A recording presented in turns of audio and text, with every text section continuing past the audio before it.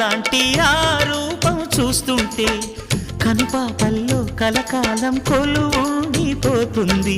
నడకైనా నాట్యంలాగే అనిపించే తన వెంటే దివిలో ఉండే మెరిపే దిగి వచ్చిందనిపిస్తుంది.